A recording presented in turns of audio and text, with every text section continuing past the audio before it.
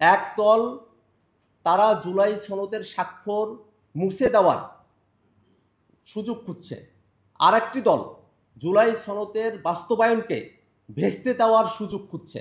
আমরা আমাদের দাবিগুলো কমিশনের কাছে উপস্থাপন করেছি যে যে আদেশ জারি করা হবে সেই ড্রাফট যেন কমিশন প্রস্তুত করে এবং এটা যেন আমাদের সঙ্গে শেয়ার করে, যাতে করে এটা জুলাই ঘোষণাপত্রের মতো করে একপাক্ষিক দলীয় কোনো ড্রাফট হিসেবে এটা জারি হওয়ার মতো সম্ভাবনার জায়গাটুকু না থাকে, যাতে করে জুলাই সনদ কোনো প্রতারণার বস্তুতে পরিণত না হয়।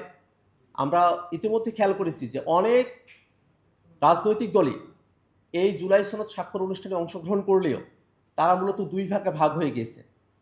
এক দল তারা জুলাই সনদের স্বাক্ষর মুছে দেওয়ার সুযোগ খুঁজছে, আর একটি দল জুলাই সনদের বাস্তবায়নকে ভেস্তে দেওয়ার সুযোগ খুঁজছে। এমতো অবস্থায় জাতীয় নাগরিক পার্টি এনসিপি মনে করে জুলাই সনদকে পরিপূর্ণ বাস্তবায়নই কেবলমাত্র এই সংকট থেকে আমাদেরকে উত্তরণ ঘটাতে পারে। আমরা কমিশনের সঙ্গে আলোচনা করেছি, তারা জুলাই সনদ বাস্তবায়নের আদেশ প্রস্তুত করছেন, যেটাকে আমরা একটা অগ্রগতি হিসেবে দেখি, কিন্তু সেই জুলাই সনদ বাস্তবায়ন আদেশ, সেখানকার টেক্সট, সেখানকার কন্টেন্ট এবং তার কার্যকারিতার জায়গাগুলো কি হবে সেটা এখনো পর্যন্ত আমাদের কাছে পরিষ্কারভাবে তারা উপস্থাপন করেন নাই। আমরা আমাদের দাবিগুলো তাদের কাছে উপস্থাপন করেছি, তারা সেই দাবিগুলো নিজেদের মধ্যে আলোচনা করবেন এবং সরকারের সঙ্গে সেই বিষয়গুলো নিয়ে আলোচনা করবেন বলে তারা আমাদেরকে জানিয়েছেন।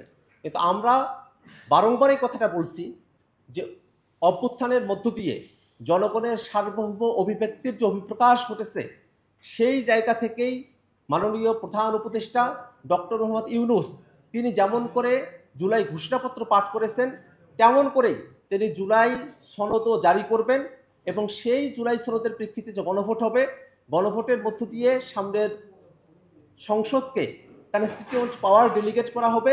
সেই কনস্টিটিউয়েন্ট পাওয়ার বলে সামনের সংসদের যারা নির্বাচিত প্রতিনিধি থাকবেন তারা সংবিধানের মধ্যে জুলাই সনদে গৃহীত যে মৌলিক সাংবিধানিক সংস্কারগুলো রয়েছে সেগুলোকে সংবিধানে অন্তর্ভুক্ত করবেন এবং সেই সংবিধানকে 2026-এর সংস্কারকৃত সংবিধান হিসেবে অভিহিত করা হবে। সে দাবি আমরা কমিশনের কাছে উপস্থাপন করেছি।